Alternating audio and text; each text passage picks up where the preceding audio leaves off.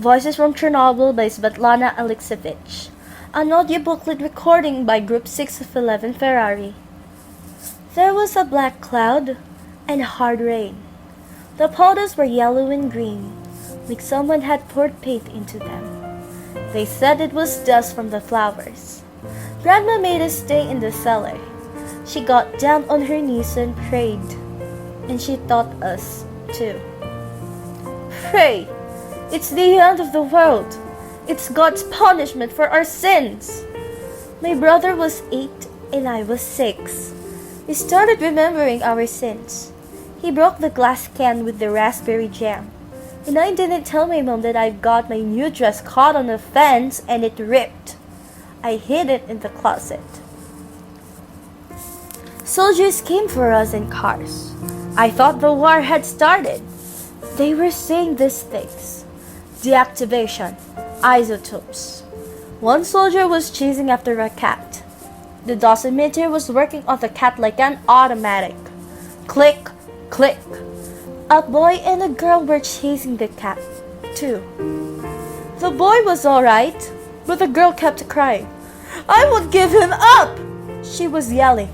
Run away! Run, little girl! But the soldier had a big plastic bag. I heard the adults were talking. Grandma was crying since the day I was born. There haven't been any boys or girls in our village. I'm the only one. The doctor said I couldn't be born, but my mom ran away from the hospital and hid at Grandma's, so I was born at Grandma's. I heard them talking about it. I don't have any brother or sister. Tell me, lady. How could it be that I wouldn't be born? Where would I be? High in the sky? On another planet? The sparrows disappeared from our town in the first year after the accident. They were lying around everywhere, in the yards, on the asphalt. They'd be raked up and taken away in the containers with the leaves.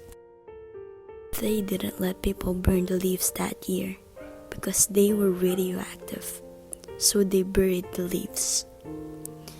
The sparrows came back 2 years later. We were so happy. We were calling to each other. I saw a sparrow yesterday. They're back. The Maybugs also disappeared, and they haven't come back. Maybe they'll come back in 100 years or 1,000. That's where a teacher says, I won't see them. September 1st, the first day of school, and there wasn't a single flower. The flowers were radioactive. Before the beginning of the year, the people working weren't masons like before, but soldiers. They mowed the flowers, took off the earth, and took it away, somewhere in cars with trailers. In a year, they evacuated all of us and buried the village. My father's a cab driver. He drove there and told us about it. First, they'd tear a big pit in the ground, 5 meters deep. Then the firemen would come up and use their hoses to wash the house from its roof to its foundation, so that no radioactive dust gets kicked up. They wash the windows, the roof, the door, all of it. Then a crane drags the house from its spot and puts it down into the pit. There's dolls and books and cans all scattered around. The excavator picks them up. Then it covers everything with sand and clay, leveling it. And then, instead of a village, you have an empty field. They sowed our land with corn. Our house is lying there, and our school and our village council office.